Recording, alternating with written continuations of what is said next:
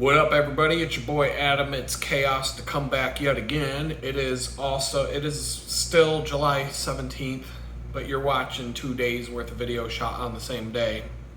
I'm just kind of, this is where I'm at today. I got the live stream coming up. You can, I gotta do something here. Live stream on Thursdays from, what was I saying, 6 to 8 p.m. Central Standard Time. I'll be able to do this off my head. No commercials during the live stream. I'm just not gonna force you to watch a commercial and then jump back into the stream after. Like, say you ask me a question, and in the middle of my answer there's a commercial, and then I'm done telling you my answer and you missed it because there was a freaking commercial in your face. So I won't do that. I don't like them. I had to switch to the Brave browser. I switched to Brave as my primary browser, but there's so many random things that you run into when you're switching your primary browser. And I'm just gonna migrate from Chrome to Brave for a while. Certain things like this bank account, this one bank that I deal with, just switching the web browser that I use to log into the bank might cause me an hour or more of hassle and having to call them on the phone and being locked out of my bank account and all this other bullshit. It's fucking crazy. I need to get rid of this bank. I'm not going to say the name of it until I don't have an account with them. But after the fact, I don't care. If you want to contact me, adam@litgood.com. If you look in the links below, you can see some other things about how to support the channel and social media accounts and whatnot. And that's the plugs for today. Give me the thumbs. You got to do the thumbs up thing. You got to say that when you're on YouTube. Shoot a thumbs up and subscribe. Blah, blah, blah. So that my channel will survive. Whatever. I hate it. Every single person on YouTube does it, but you have to do it. I figured this out. I used to be like, come on, why does everybody on YouTube have to say this and do that? It's because you forget. I forget. I watch video. I don't watch TV at all, but I watch YouTube a lot. While I'm working, I'll have a video going. While I'm chilling, I watch YouTube. At night when I go to bed, I'll put something on YouTube, and sometimes I'll just roll over. I won't even be looking at it. I'll just be listening to it as I fall asleep. I like, I get a kick out of watching other people's stuff. And the corporate shit that they pump out sucks. I mean, I'm watching the Tour de France, and I'm way behind. I'm like 5 days. I'm further behind watching the Tour de France on TV than I would be if I was riding in the Tour de France against all those people on a bicycle. At which I would have been disqualified on the first day for not being able to keep up. But if there was no time, I would be on stage. They're on what's today? Stage 12, 13, stage 13, 14. I don't even know. 13. I'm watching stage 8 right now. And they're on 8, 9, 10, 11. They're on at least, I want to say stage 12. That's about where I'd be on the road right now if the Tour de France was just a ride around France at your own, as fast as you can go. That's how far behind I'd be in real life. And I'm watching Star Wars. Everything Star Wars ever made that's adult worthy. I cut out all of the canon stuff, that the books, the comic books and all that crap. I don't want to read it. I just want to watch it. And there's a lot of really little kid shows like Barney the Dinosaur and Sesame Street age stuff that's in the Star Wars universe. And this list that I had to go through to put this together had all of that in it. And I had to cut all those out of the list because they're stupid and I don't want to watch it. But I know enough about what each thing is, that I know which stuff to watch and which stuff to not watch. And so it's interesting and it's cool. It's like watching a big, giant, long movie that'll take months to watch. It's like watching a continuous movie. So it's fun to watch in that format. And it'll take a long time. I'm not doing it every day. And it's something to do. Something to do when I'm winding down at night, eating dinner, and just chilling. Let's see here. So I got to do grocery shopping tomorrow, and I took a little break. Since I started doing online grocery shopping because I got sick and tired of walking to the grocery store with a big heavy backpack on my back. And I do prefer to go to the grocery store in person overall. I always will. That's not going to be, but the delivery is actually pretty convenient. If I do this once a week, it'll save me a lot of hassle and a lot of time. Trying to get, my biggest problem right now is time. And so these are things I'm trying to work through in order to give me more.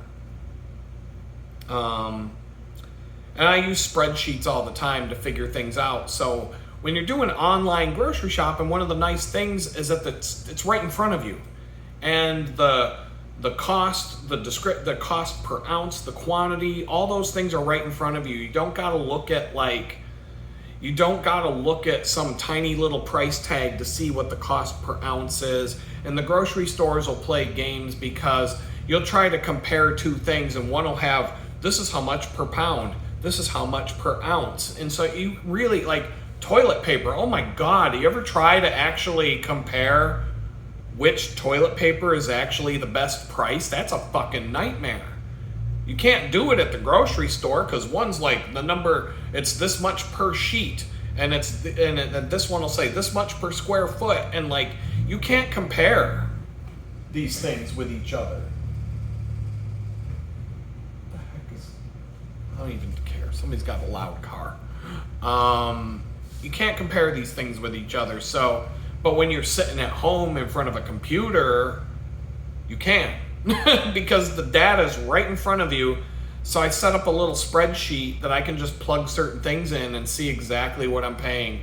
So like, I get frozen pizzas all the time because it's easy to, if you have no energy, if I come home from a 50-mile bike ride working at the bakery all day, I got about as much energy as it takes to take a frozen pizza, throw some extra shit on it, like some extra cheese, some salami or different meats or whatever, bacon, whatever I've got in the fridge that I've got to use up, throw some of that all on the pizza, throw it in the oven for 15 minutes and boom, I got dinner.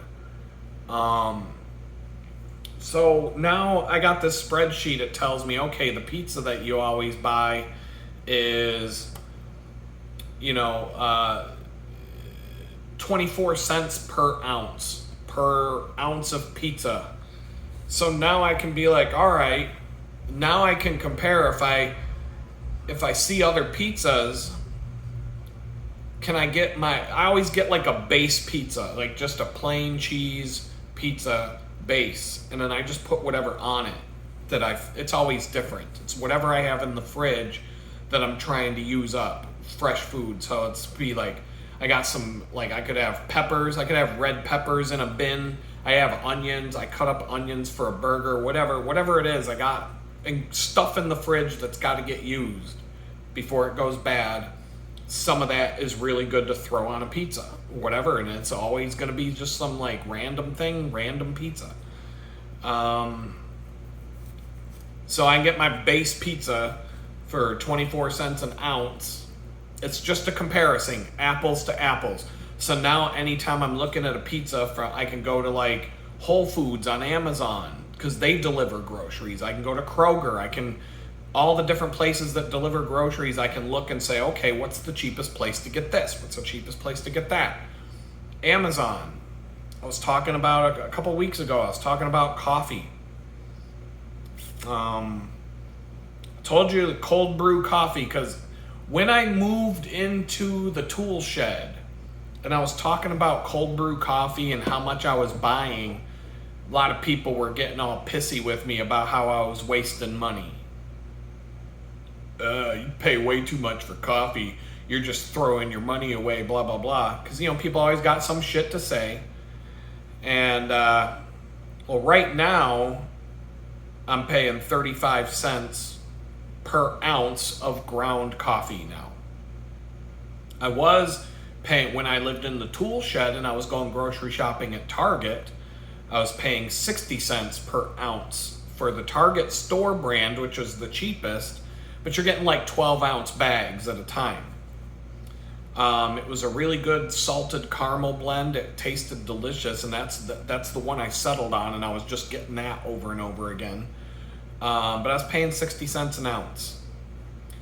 When it all comes down to it, I'm paying 35 cents an ounce right now. I can get it down to 30 cents an ounce if I buy whole bean coffee, but I got to get a coffee grinder, a burr grinder, so that I can control the coarseness. And so my cold brew will actually come out better after I get a grinder and I'm grinding it myself, and the beans will stay fresher. It's a better system. But for now, I'm just doing, so I can get 5 cents per ounce cheaper for the coffee before I make it. But anyway, when I was going to H-E-B, the local grocery store, and getting the H-E-B brand cold brew coffee that they make and sell pre-made, if we're talking about per gallon, they don't sell it by the gallon, but if you got to compare apples to apples, and so you got to break it down so that you're comparing your things to the same.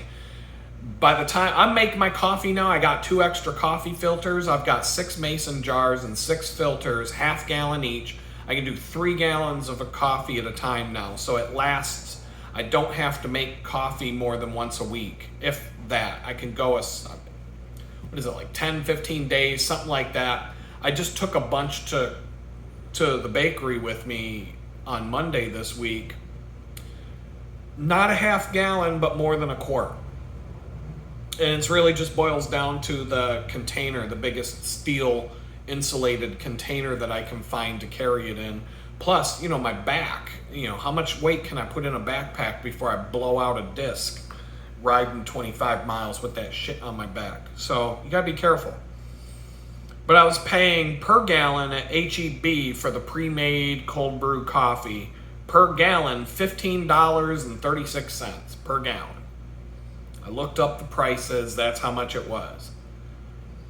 When I started buying ground coffee at Target and I got the coffee filters and the brewing setup, the mason jars, the coffee filters, and the different pieces that go with that, funnel, the strainers, there's a few things I had to get before I could do this, but then coffee was now $4.80 per gallon. Down from $15.36 per gallon. Now that I'm buying the coffee in bulk from Amazon, now I'm paying $2.80 per gallon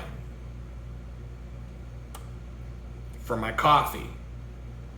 And if I get my own grinder and start making my own coffee, I'll get that down to $2.40 per gallon. A gallon of cold brew coffee for $2.40. Now, how much does it cost to go to Tim Hortons or Starbucks or Dunkin' Donuts or whatever to get an iced coffee or a cold brew coffee? They charge more for cold brew because it's harder to make. There's a difference between iced coffee and cold brew. But you're paying like $4, $5 for a coffee. I'm paying $2.40 for a fucking gallon. Now, in a gallon lasts like 4 to 6 days for me. 1 gallon. I'm making 3 gallons at a time, but for $2.40, I get 4 to 6 days. I'm basically paying 50 cents a day. 50 cents a day now to drink coffee. Because I got my per gallon cost down from $15.36 down to $2.40 just by being smart about it. But it wasn't like I could do it overnight, because it did cost some money. Just to get it down from $2.80 a gallon to $2.40 a gallon, I got to buy a coffee grinder, and those aren't cheap. A good coffee grinder costs some money, and for 40 cents a gallon, how many gallons do I got to brew before the coffee grinder pays for itself? So it's not a huge priority for me right now. But I honestly cannot tell you the last time I got Starbucks or anything from a coffee shop or Dunkin' Donuts or any of that crap. It was probably when I lived in Jamestown, New York, or maybe on the way here. I might have. I got bottled coffee drinks on the way from Jamestown to Houston while I was driving because I needed to stay awake.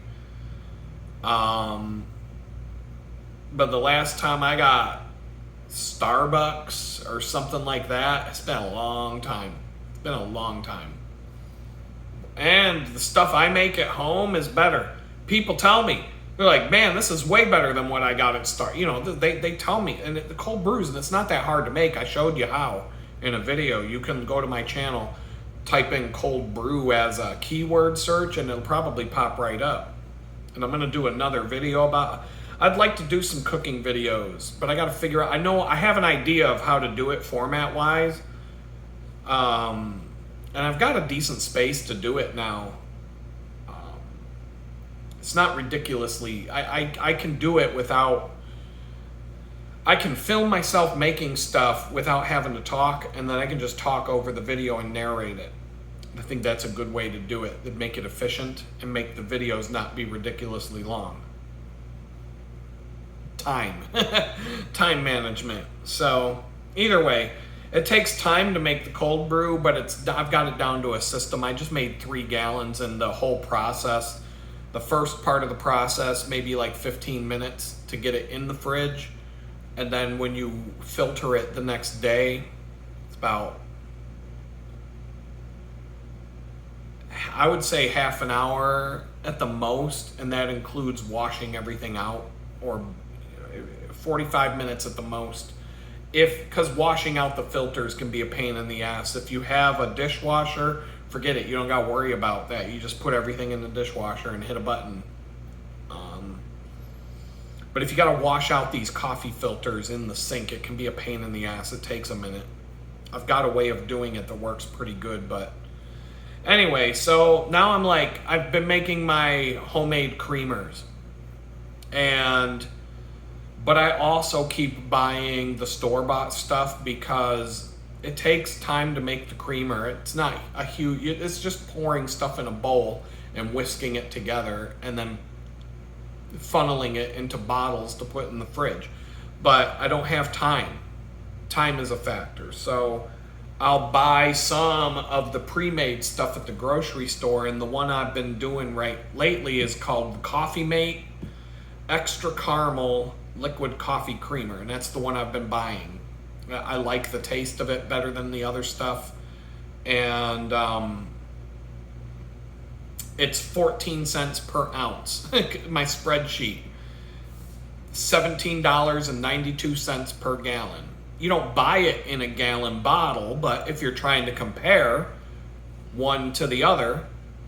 So now I'm like, okay, I've been making this homemade stuff, and there are 5 ingredients for the homemade caramel creamer that I make. It's way better. It's way better than this Coffee Mate shit. Way better. I was gonna make it Sunday night to take with me to work on Monday, and I was missing one of the ingredients, the La Lechera Dulce de Leche liquid caramel. It's basically like condensed milk, but it's caramel in the same kind of can. I thought I had some, turns out I didn't. So I ended up turning it into the Tres Leches cinnamon coffee creamer because I had all the stuff for that. And I took a big bottle of that to work, so I'll have to see on Saturday if people like that. But the caramel is better. I like the caramel version I make better. And so anyway, I looked at, all the ingredients. What do they cost? You need vanilla extract. That's your most expensive ingredient. That's like $2.46 per ounce for the one I'm using. Now, I'm not always going to try and get just the cheapest garbage shit that's out there for whatever I'm doing, because sometimes the cheap ingredients or the cheap stuff sucks. So I'm not always trying to get the cheapest thing. But now that I got the spreadsheet set up, I can go, okay, I want this brand of this thing. What does it cost to HEB, Kroger, Amazon, Whole Foods, and Walmart? And just kind of look, 1, 2, 3, 4, 5. And it's not like I'm going to go through this like obsessive compulsive grocery shopping thing every week. It's kind of like, I got 15 minutes here. I'm doing my grocery list. Oh, I need this thing. Hey, can I get it cheaper somewhere else? I need toilet paper. Is it cheaper to go to Amazon and do it? Or is it cheaper to get it from Walmart? Or is it cheaper over here? Like, what's the best deal I can get on this shit?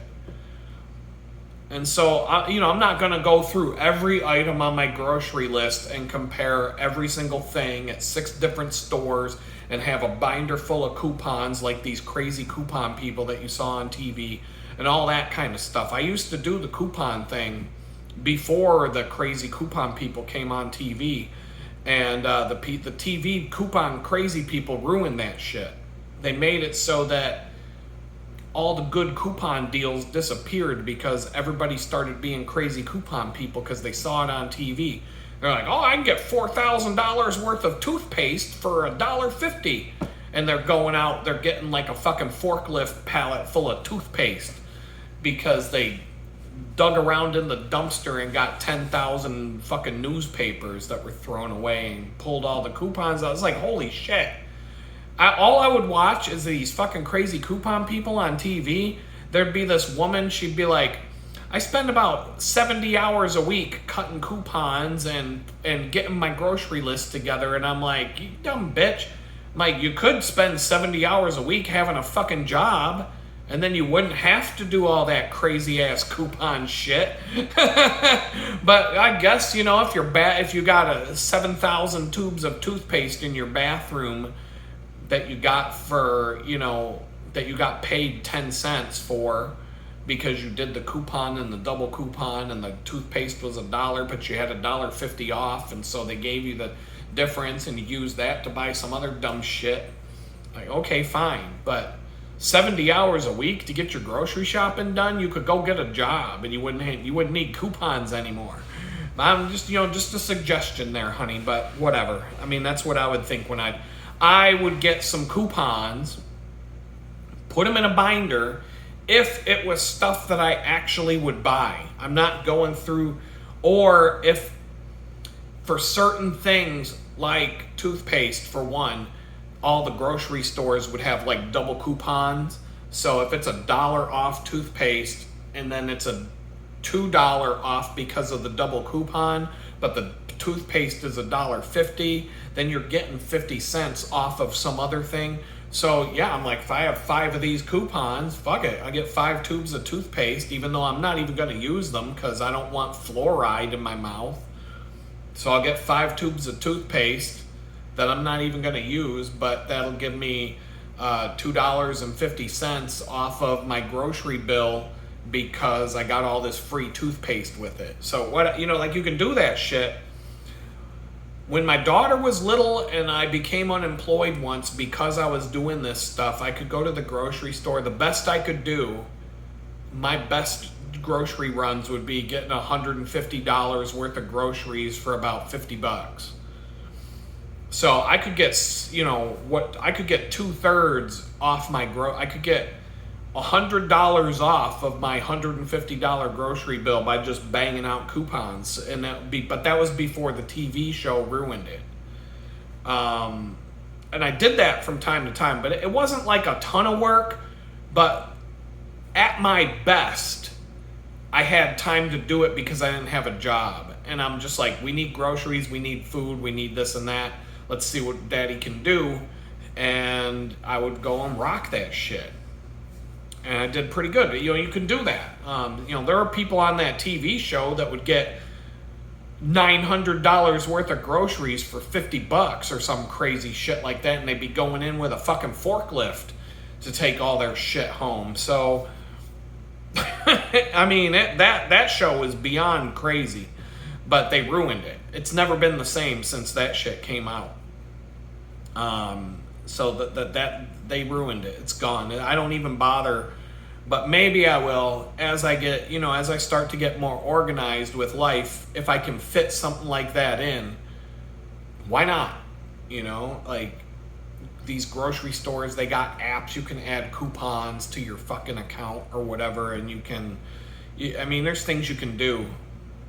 But I'm not going out of my way to save 50 cents right now. But I still want to get the. I mean, it was worth the effort to get my coffee. I drink coffee every freaking day. And instead of paying $15.36 per gallon, I'm paying $2.40 per gallon. I mean, think about it. If you went to the gas pump to get gasoline, and you could drop your gasoline cost from $15.36 per gallon to $2.40, you'd do it. You'd do whatever it takes to get your fucking gas. And I drink about as much coffee as the gas you put in your car, so it does pay off. But the homemade creamer, so the Coffee Mate extra caramel creamer that you buy in the bottle and dump it into your mug, and it's $17.92 per gallon. That's the best price I can get it at right now. The homemade Tres Leches caramel creamer that I make is 21 cents per ounce. It's $26.88 per gallon. So it tastes way better. It's way better for you. It's healthier. There's not as much random chemicals. The thing with the most random chemicals is the caramel stuff that goes in it. Everything else is pretty natural. Half and half from a farm in a glass bottle. Sweetened condensed milk, evaporated milk, vanilla extract. I mean, it's pretty basic shit that you can, I mean, it's just one step above what the Amish would do, you know, because the Amish will be getting that milk right out the cow. So it's not that bad. It's you know, it's better than the chemical filled plastic shit that you're getting from the grocery store, but it's still more expensive. It's, you know, it's like a third extra in cost. It's like it's like a 30% boost in cost to make it myself. So now it's like, now that I know what each thing costs, and I know like what it costs for my recipe, now I have like a target. Now I'm like, okay, I want to get my homemade stuff down to where it's the same or less money than the stuff you buy. But I don't want to skimp on the ingredients. I don't want to get the shittiest crap milk. I don't want to get, I mean, I could probably get cheaper vanilla extract though, man. It's like, you want the quality, you gotta pay. I kind of go in the middle. I don't get the most expensive stuff. The most expensive stuff is crazy expensive. I kind of stay in the middle. I get Adam's Best. Why not? It's Adam's. It has my name written all over it, so it may as well get it. But it's not the cheapest. It's not the most expensive. It's kind of in the middle. But if I can figure out how to get the ingredients for this creamer down to where it's cheaper to make it myself, then I'm in that. That's more motivation for me to just cut that other shit out. And so that's where I'm at there. So I don't know, not much else going on. I got the live stream coming up. I'm trying to get some other things done. I'm burned out. Feeling it really hard the last 2 weeks have been just, whoa. Energy just up and down and up and down. And the time warp. It's Thursday. It feels like yesterday was Monday, and I'm like, how the fuck is it even Thursday? I don't even get it. But at the end of the day, when it's time to chill, I'm watching the Tour de France. And so I found out something interesting there that without me, they talked about this on the Tour de France live coverage replay. So I was talking about how all the different ways that I would cheat to win the Tour de France and not feel bad at all about it. Lance Armstrong did an interview recently, and they asked him, so if you could do it all over again, if you could go back and do it all over again, would you still cheat? And he looks at him, he's like, yeah. Like, he didn't have to think about it. Fuck yeah. If Lance Armstrong didn't cheat, he would be a broke-ass douchebag living in a fucking shitty house with a crappy job at some factory that he would be working for the rest of his fucking life, and he'd never get to retire, and he'd never get to bang hot women, and he'd never get to, ride nice bikes and have nice cars and all that shit. And now he's a multi-millionaire. He's worth like $50 million. He has a fucking mansion on a lake shore somewhere here near Austin, I guess. And, he's living his best life. He's getting paid millions of dollars now to do a podcast, a post every day the Tour de France wraps up. He's doing a fucking post-race commentary that gets promoted by NBC. The commentators on NBC are like, you can go check out Lance Armstrong's podcast for post-race analysis from the experts and blah. Well, he is the expert, huh? They don't fucking care anymore. They don't care anymore. They're just like, he's one of us and he's still in the club. Why the fuck would you not cheat? If that's your consequences of cheating is, oh darn, the history books say I'm a cheater, and the history books say I didn't win the Tour de France 7 years in a row, even though I did, and I got $50 million in the bank. I live in a fucking mansion. I drive a Lamborghini. I bang hot chicks anytime I want. I fucking get paid millions of dollars to do a fucking podcast about bike racing at the end of the Tour de France that I cheated in. Give me a good reason not to cheat. Give me one. If you got one, put it in the comments below, but I doubt you're going to come up with one. It seems to me like cheating worked out pretty fucking good. So yeah, I'll cheat my ass off to win the Tour de France. I don't give a fuck. If that's how I get to live the rest of my life, my integrity, I can't.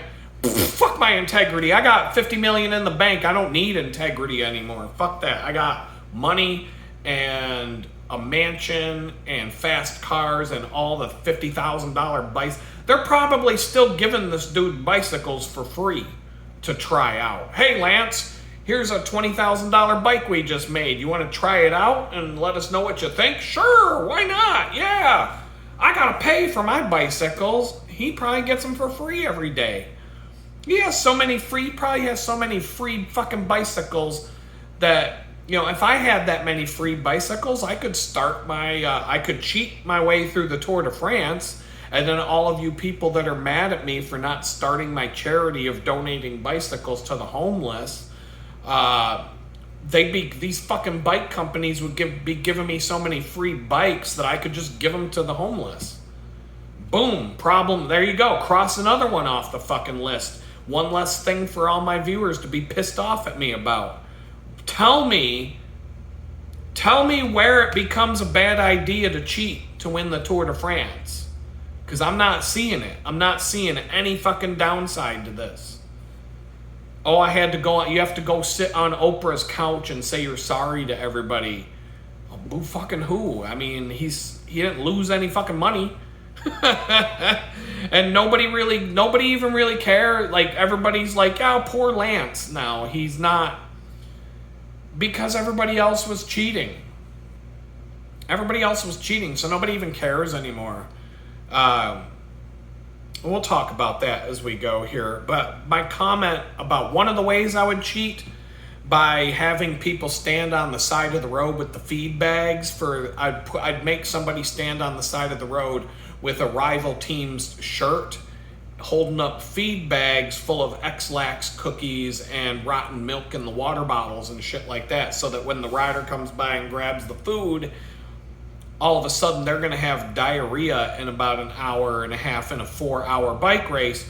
You're going to see like 20 fucking riders on the side of the road with their ass hanging out, shitting all over the place because they can't ride their bike anymore after their stomach's growling for the hour and a half after they eat those cookies or their, X-Lax Cliff Bars, whatever it is. Throw it, you could make the packaging and you could make this shit look real. Especially you got Tour de France money, you could make it look like a prepackaged snack. But anyway, starting this year, they have really strict rules now about who's allowed to hand out the food on the side of the road. You have to take a fucking course, and you have to be certified, and you have to go to like bottle hander outer school and get like a bottle hand out certification from the UCI, the governing body of international cycling, in order to qualify and get a license to hand out food to the bike riders as they're going by. So, and it just started this year, and they were talking about it on the TV, and I'm like, well, fuck, cross that one off. You can put that right along with the idea of taking a train to go around the mountains to cheat instead of actually pedaling up and over the mountain.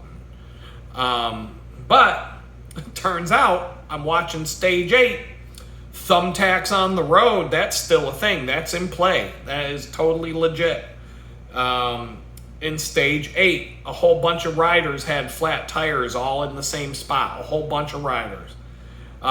Including front tires that went flat, which front tires almost never go flat. It's almost always the back tire because there's so much weight on the back tire of a bicycle compared to the front tire that when you ride over a tack or when you ride over something that can normally poke your tire, there's usually not enough weight on the front of the bike to make whatever it is go through the tire. But on the rear wheel, yes. Well, all these fucking riders got flat tires at the same place on the road. And some of them had front tires that went flat, some had back, but it was a whole bunch of riders. And so the commentators were saying that looks like someone threw thumbtacks out on the fucking road. They do. They said, unfortunately, this has been happening since the first Tour de France. They will throw shit out on the road to make people get flat tires, and it happened today. Thumbtacks, glass, whatever the fuck, people threw a bunch of shit out.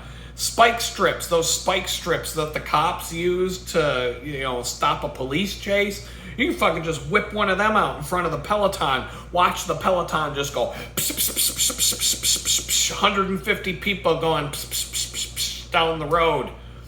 And then you can whip that thing up and get the fuck out of there before they come after you, because your head is they're going to want to serve your head on a silver platter for dinner that night. The French people, they aren't going to be happy about that one, but it could be done. You could pick the right spot on the road. You wait until your boy goes by and then woof out into the road with the spike strips. And then you watch 150 people go over that thing and lose their fucking air out of their tires. Like, you could get real crafty with that. Stage 8, kind of boring so far. I'm not even done watching it. I'll watch it later tonight. Tadej Pogačar, his teammate, was one of the people in stage 7 who ended up in a big pileup of somebody got a little twitchy on the brakes and went over their handlebars, and like 10 riders crashed into that, and it was a big, massive pileup going like 40 miles an hour. Bicycles were broken in half. Like there was just a pile of broken bicycles on the side of the road, these carbon fiber bikes. They'll just you hit them hard enough, they'll break in half like a fucking piece of plastic, just snap. broken wheels, broken bikes, broken bones. One of Pogachar's, his first lieutenant, basically, his number one teammate, broke a rib. But they cleared him. They're like, well, he doesn't have a concussion. It's just a broken rib. So he's good to go. And he's racing. He's in stage 8 and he's racing with a fucking broken rib. As long as you got if you got a concussion and you fail the concussion test, because that's the big thing in sports now, can't have a concussion. I've had concussions from bike crashes, ski crashes, whatever. But when they're going to take precautions, they don't want these people being brain dead for the rest of their life. But it started to make me think. I'm like, because of all the anti-doping and stuff, if you break a rib, are you allowed to take a painkiller to get on your bike without being called a cheater? If you decide to keep riding in the Tour de France with a broken fucking rib. There's a guy riding in the race right now. He broke his collarbone a week before the Tour. Broke his fucking collarbone and he's racing in the Tour. They got some good medical procedures for these rich athletes, because you're not going to be riding in the Tour de France if you broke your fucking collarbone. But if an expensive athlete, that's like, that's an expensive athlete for the owner of a team. That's like back in the day when they used to have slaves on the plantation. That's money out of my pocket if you can't go to work. So they got some fucking medical procedures. You break your collarbone, you go to get some surgery on that shit, and you're back on the bike, back in the Tour de France 4 or 5 days after you broke your fucking collarbone, like nothing. You're not getting that treatment. If you break your collarbone, you're in a fucking cast for the next 6 months of your life. But if you're a bike race, if you're an expensive horse on a bike, they fix that shit. They'll have you back on that bike in the Tour de France 5 days later. Hey, you'll be fine. But I was wondering, can you take painkillers without being a cheater? They don't want you cheating at all. They had that. Remember that Olympic runner that didn't have any legs, but he wasn't in the Special Olympics. He was in the real Olympics. And he had 2 missing legs, and he had these like fucking kangaroo bouncy stump things on his leg instead of legs. And they were calling him a fucking cheater. They were calling him a cheater for racing in the Olympics with these fake leg things, saying it gave him an unfair advantage. And I'm like, yeah, like the dude cut off his fucking legs so that he could cheat in the Olympics and get a gold medal. Like, seriously, you fucking people, man. What is he supposed to do? Crawl? Or run on his fucking stumps? Put a couple rubber stoppers at the end of his stumps and have him run down the fucking track like a fucking Ewok in a Star Wars movie, for crying out loud. Get out of here. He's cheating because, he cut off his legs and put on these special cyber legs, and get the fuck out of here. But we don't got to worry about that guy anymore, because now I think he's doing life in prison because he killed his wife. I don't know, maybe his wife called him a cheater. Maybe his wife called him a cheater and he thought she was talking about the Olympics, but she was actually talking about the whore that he banged after the Olympics. And he got mad because he got sick of everybody calling him a fucking cheater, and now he's doing life in prison because he just couldn't take it anymore, and she paid the price. I don't know the whole story there, but can you use painkillers in the Tour de France without being a cheater? Turns out, yes. Over-the-counter painkillers, like you can take ibuprofen and stuff like that you can find over-the-counter, and that's not banned. There is a banned painkiller called tramadol. I don't know what it is. I've never even heard of it before. But it's banned in competition due to its potential for misuse and side effects. But it's not on the World Anti-Doping Agency's prohibited list. I think it's something to do with, like, it'll make you loopy and lightheaded and dizzy, and you might just fucking lose control and cause a big crash. at which point you're going to need a hell of a lot more painkillers.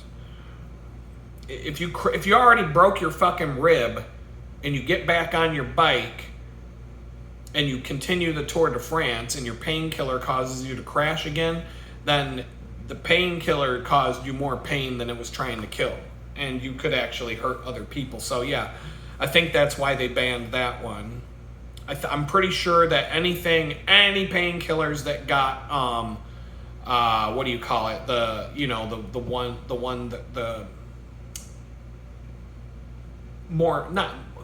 narcotics, the Percocets, anything, the mini heroin pills like Percocet and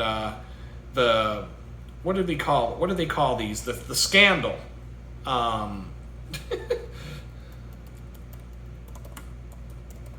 What was the pill popping scandal? Opioids, the opioid scandal. Anything with opiates in it is banned from. So you can't pop a Percocet or the other happy pills, and just ride numb to the finish line. But you can do some stuff. But yeah, you get caught with the wrong thing in your blood or your pee, and game over, you're going home. And not only are you going home, but you're going to get fined. You might get banned from racing for a number of years. Your career could end. So you just got to suck it up, Buttercup, and go ride with a broken rib. Get over it, bitch. You either get on your bike or you go home. What's it going to be? So a lot of times they like, get back on that bike. And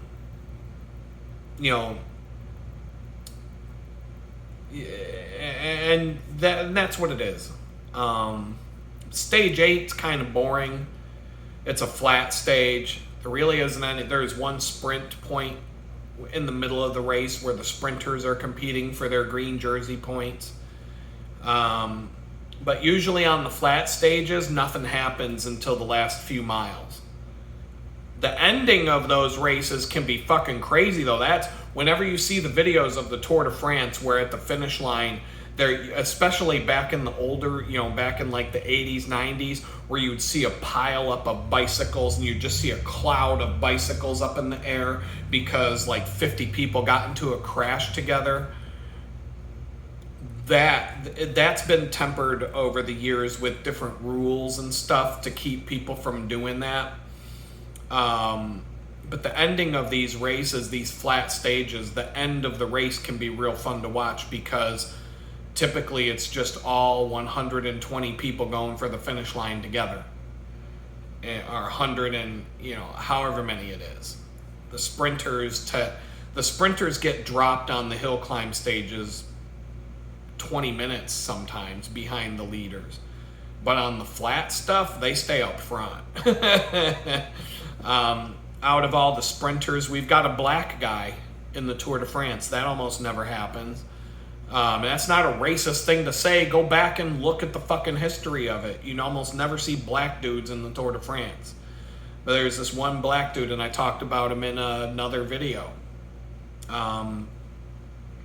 Put it this way, there's a lot of black people on bikes. You'll see them out on nice bikes, especially if you ride as much as I do. I got my ass handed to me by a black dude the other day on the bike trail. I was just minding my own business, going down the road, and he passed me on the right. He had plenty of room to pass me on the left. He passed me on the right on the edge of the trail, and caught me way off guard because I had no fucking, I wasn't paying any attention to what's behind me. And he was just like, whoof, gone. And I'm like, shit. Fuck, man. So I was like, I let him go a little bit farther ahead of me, and then I just matched his speed for the rest of the bike trail. I didn't try to catch up to him. He was flying, but I matched his pace. I used him as a pace setter for me to just keep. I was feeling like shit. I had corns on my toes that were going crazy. I could barely pedal. But it's like I'm a little bit competitive, so if somebody passes me, I'm like, shit, gotta pick up my pace. And so I picked up my pace, and he helped me get he helped me get like a mile to a mile and a half out of my bike ride at a much higher speed, around 20 miles an hour, when I was going like 13. So, but I was limping along. But anyway, you got this black dude. He's a sprinter. His name is Biniam Girmay. He's from Eritrea in the Horn of Africa, which happens to be right next door to Djibouti, which is famous for that song, "Get your booty on the floor tonight, make my day." You know, remember that back in the, was that in the 90s? I don't know. But anyway, right next door to Ethiopia, Sudan, that part of Africa. And so this guy, was it last year, I think, he won the green jersey in the Tour de France. And when he went to his home country, this guy was a bigger hero than Lance Armstrong ever was in America. The entire country that he came from, he's like their biggest celebrity. They love this fucking guy. He didn't even win the Tour de France. He probably came in like 100-something place, but he got the green jersey for being the fastest sprinter, and that's such a big deal. Like, outside of America, the Tour de France is a huge deal. Big deal. Worldwide thing. The only, like, World Cup soccer and the Tour de France are probably the two biggest sporting events in the world. Nobody gives a fuck about the Super Bowl if you're not in America. Nobody cares. Nobody gives a shit about it. You get 150 million people watching the Super Bowl, but it's all people here in America. 3 billion people watch the Tour de France. I don't know how many billions of people watch the World Cup when the World Cup final is being played. There's probably 3 billion people watching that around the world. So it's a huge, way bigger sport than any. Football is the biggest sport in America, but outside of America, nobody gives a fuck about it. Bicycle racing and soccer worldwide are two of the biggest sports out there. Soccer being bigger than bicycling.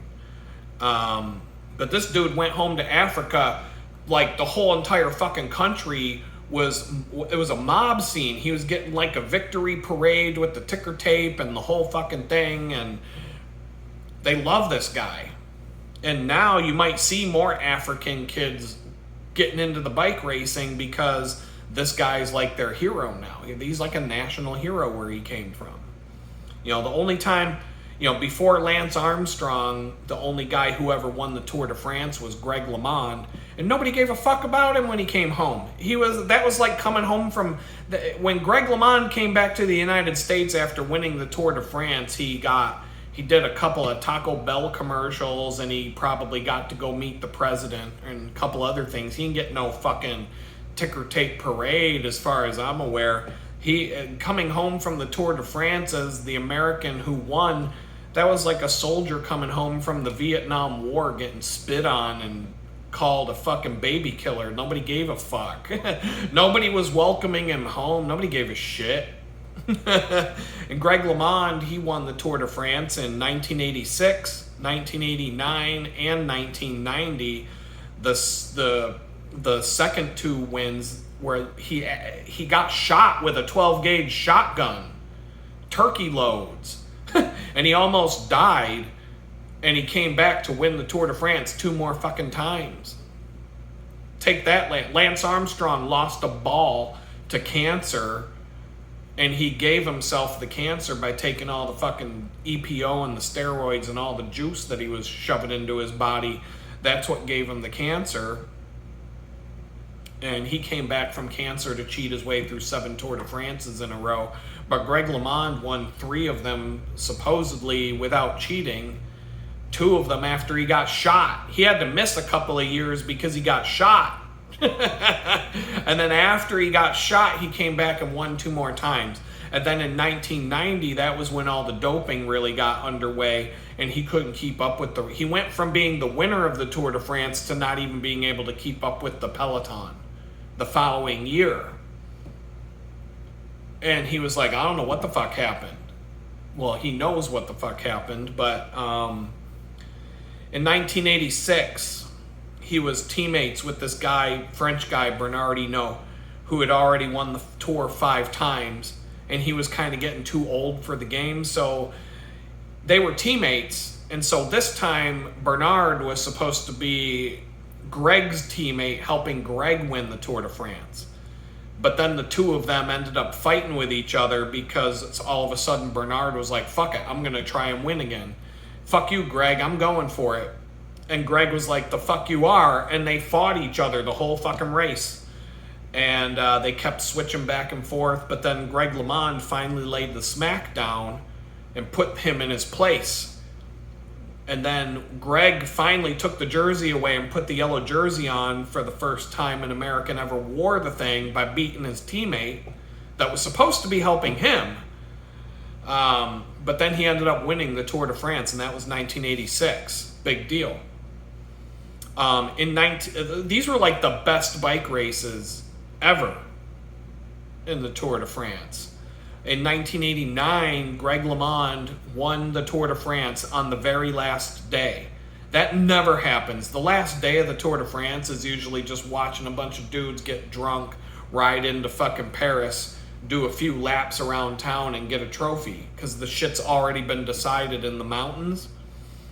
But in 1989, they decided to have the last day be a time trial.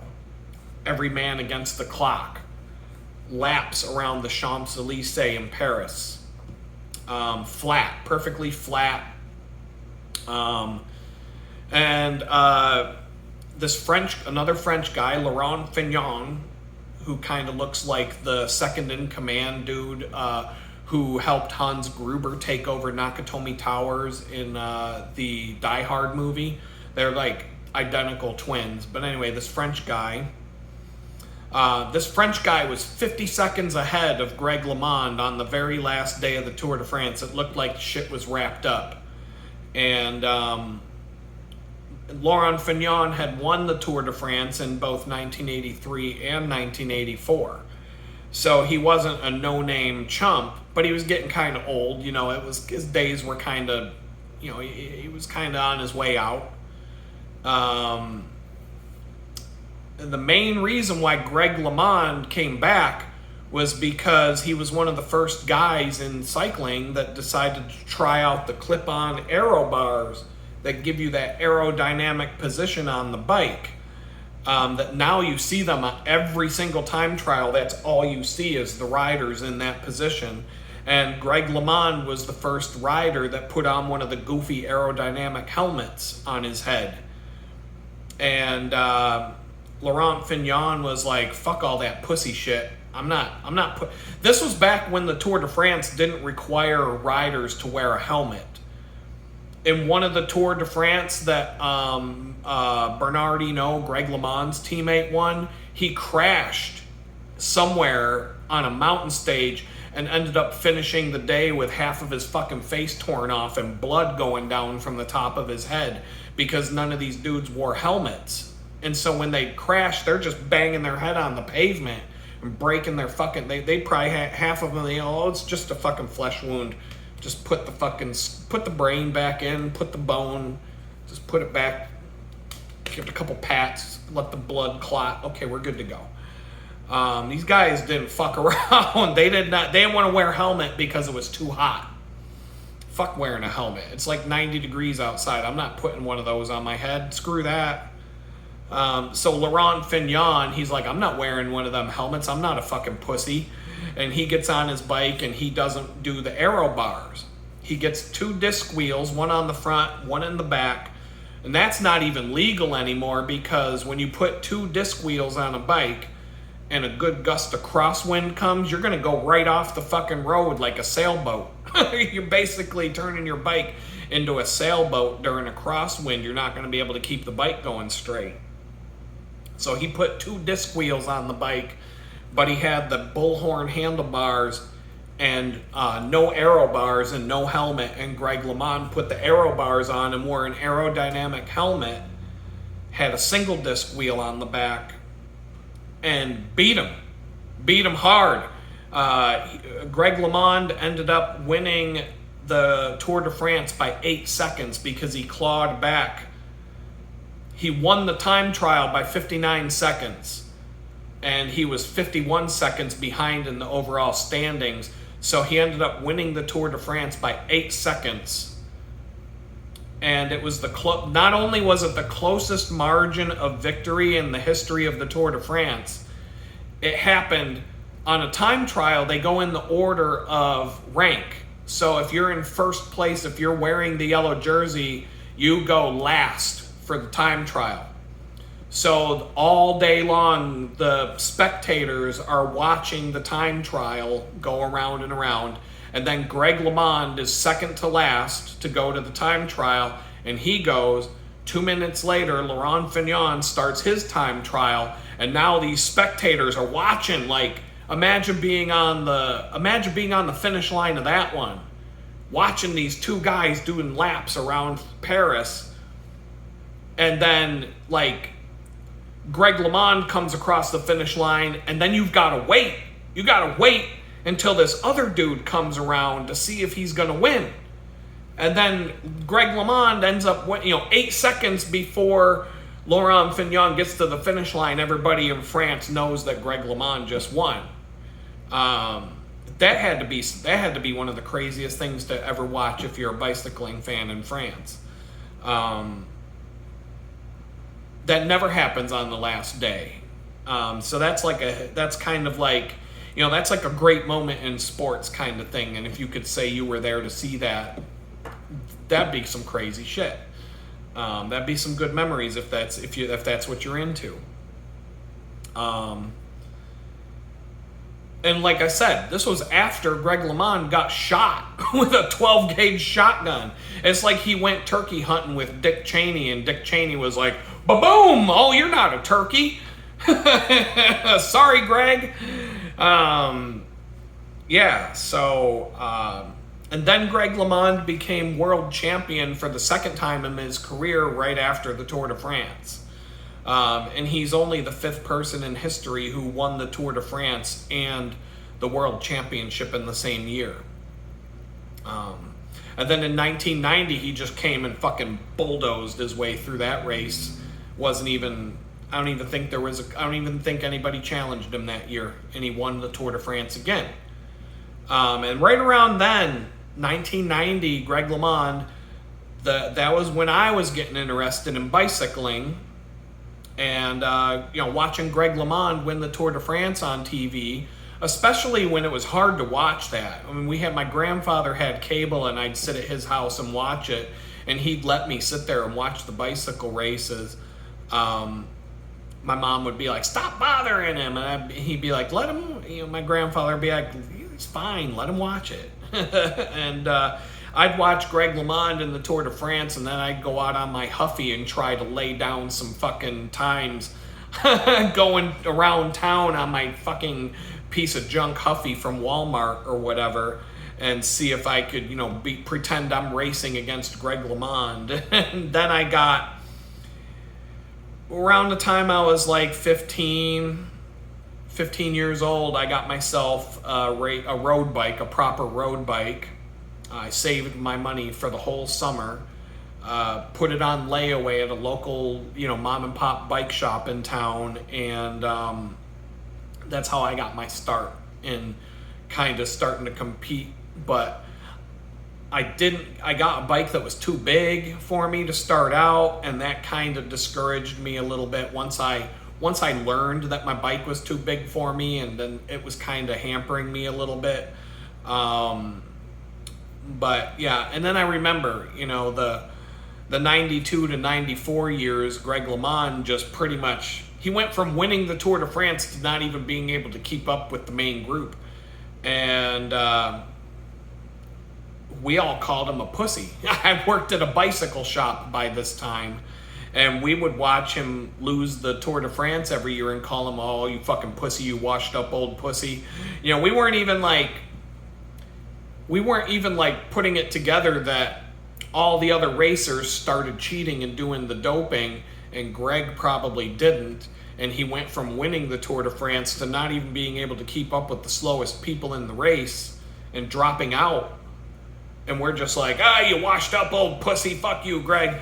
And then, years later, years later, Lance Armstrong came along, and everybody in America all of a sudden loves bicycling, and they want to be a cyclist now, and that took off for a while. The bicycle industry was huge during the Lance Armstrong days. And honestly, the only reason Lance Armstrong lost his Tour de France wins was because he was a total asshole. Not because he cheated, but because he was an asshole. That's why they went after him and said, all right, we're done with you, Lance. You crossed the line. We were just going to let you walk off into the sunset and live your life and be a legend, but you had to go too far. Now we're going to reel it back in. You fuck around. Lance Armstrong was one of the first people to find out what the phrase fuck around and find out means. He done fucked around and he done found out. So Greg LeMond, the winner of the Tour, the actual winner, the only American to ever win the Tour de France, had his own bicycle company, as a lot of famous bicyclists do. It's like, one leads right into the other. I'm a famous bicyclist. Everybody knows my name. If I put my name on the side of a bicycle, people will buy it. Makes sense. So Greg LeMond had his own bicycle company, LeMond Bicycles, and they're nice bikes. I would love to own one of his bikes. Eddie Merckx had his own bike brand. A lot of other famous cyclists have their own brand of bicycles. Gary Fisher, another one, American, one of the guys who invented mountain biking in California, invented the sport of mountain biking, had his own brand of high-end mountain bikes. I used to own one. Well, Trek, the world's biggest bicycle company, they had a lot of money to spend, and so they went around during the mid-90s into the 2000s, and they were gobbling up all the smaller bicycle companies and putting them under the Trek brand.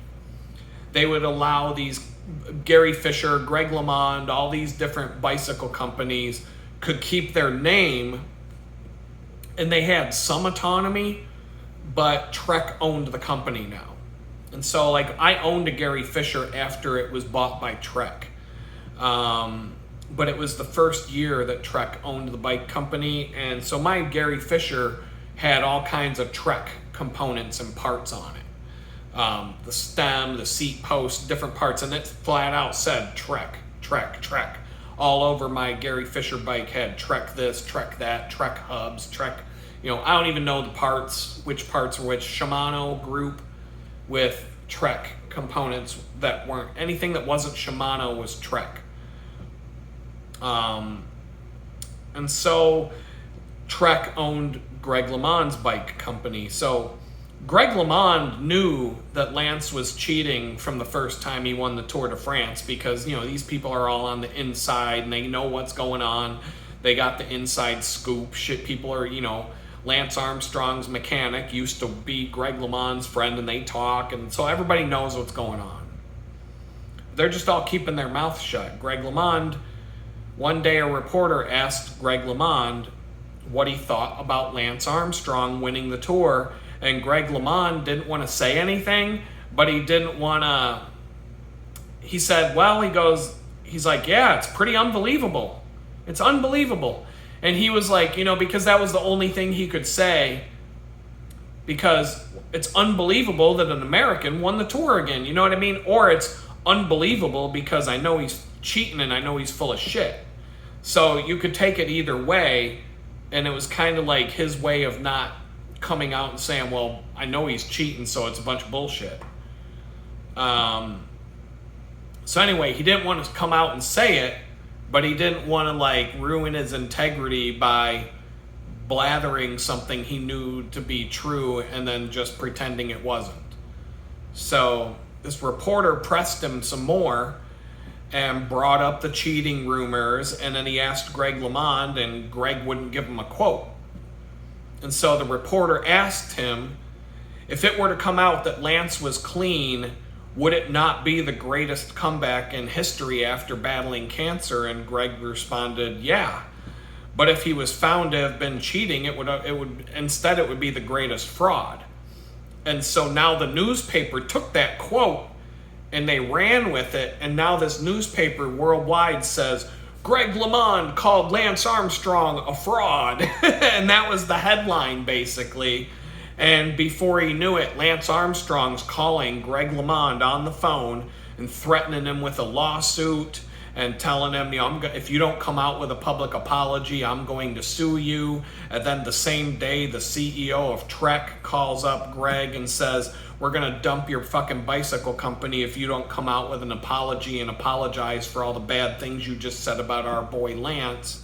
And he was told that he had to apologize, and he didn't. He was like, no, I'm not going to apologize. And so he refused to apologize. And so Lance Armstrong and the CEO at Trek Bicycles, who also sponsored Lance, if you never knew, Lance Armstrong rode Trek Bicycles. So Trek was also Lance Armstrong's sponsor during the tour. And so Lance Armstrong and Trek basically ruined Greg LeMond's bicycle company and threw him under the bus and put him out of business, all because of that fucking quote. And Armstrong went and ruined a bunch of people's lives, threatened them, lawsuits, cost people money, cost people's livelihoods. He was like he was on if you even remotely accused him of doing wrong, he would come after you with lawyers and everything else and completely ruin your fucking life. That's why when Floyd Landis, after Lance Armstrong's last Tour de France, Floyd Landis won the Tour de France the following year, and then 2 days later he was caught cheating. And they took it away from him. They threw him under the bus. They made him a national spectacle. They humiliated him. He went back to Pennsylvania with his tail between his legs and hid for the rest. He's not in hiding anymore. But they ruined his fucking life. And he was like, you know what? If I'm going down, you're all going down with me. And that's what happened. He started running his mouth. He didn't give a fuck anymore. He's like, if you're gonna ruin my fucking life, Lance, I'm ruining yours and everybody else. I'm taking you all down with me. And that's what happened. Here's the thing. Doping wasn't even that big of a deal. In Greg LeMond's day, early in his career, he came in 4th place in this classic race called the Dauphiné. It's one of the big classic races in Europe, because all the big races are in Europe. But after the race, he was upgraded to 3rd place because the guy who was in 3rd place got caught using steroids and doping. And so they gave him a 10-minute time penalty, and Greg LeMond ended up in 3rd place. But the guy didn't get kicked out of the race. He didn't lose his racing license. He didn't get banned from the sport. He didn't even get kicked out of the race. He got a 10-minute time penalty because he got caught doping. That's how much they didn't even give a fuck about it. So, I mean, what did you think was going to happen? The penalty for doping was you got put in the penalty box like 2 hockey players getting into a fucking boxing match out on the ice. They don't get kicked out of the game. They don't get ejected. They don't get fined. They don't get kicked out of the league. They get put in timeout. They get put in a penalty box for 2 minutes, and then they're back out on the ice, and they can get into another fist fight within they got 2 minutes before they can go back to fighting each other. You ever seen a fucking hockey player? A hockey player can kill another fucking hockey player on the rink and not really get in trouble for it. So that's what it was like in cycling back in the day. They didn't give a shit. They didn't give a shit at all. That back then it was okay to get caught doping. You just got a time penalty. You could show up to next week's bike race as if nothing ever happened and do it again. You were good to go. So that's my update for the Tour de France. That's where I'm at. And I just, I'm not giving you the up-to-the-minute race coverage. I'm not even going to know who won the fucking Tour de France until 6 days after the race, probably. Unless I happen to catch a headline or a YouTube video shows up in my feed that says so-and-so won.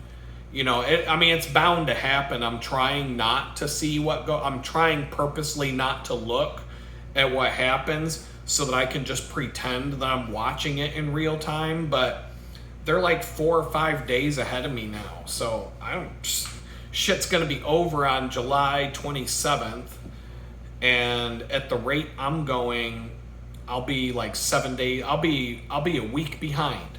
by the time that shit's over, I'm gonna be a week behind the last day. I'm gonna have but with something that's like trying not to know who won the Super Bowl on Monday, so that because you weren't home Sunday night and you set your TiVo to record the Super Bowl and you don't want to know who won because you want to watch it and pretend like you're watching the Super Bowl. But good luck getting through. Good luck making it to lunch on Monday without knowing who won the Super Bowl. And it's like that with this bike race. I may be able to avoid the headlines and the day-to-day shit, and not really know what's going on. But on the last day of the race, it's just going to be like, hey, so-and-so won. It's going to be right in my face. First time I do a Google search, first time I log into YouTube, whatever. I'm not going to be able to go 7 days after the last day of the Tour de France and not see who won. But I'll try. We'll see how it goes. The only thing I've got, in fact, I got nothing else for this video because I'm going to do a live stream, and I don't even know what I'm going to talk about during the live stream. That's for you to decide. And from there, we'll just see what happens. I'm going to say peace out for now. Later.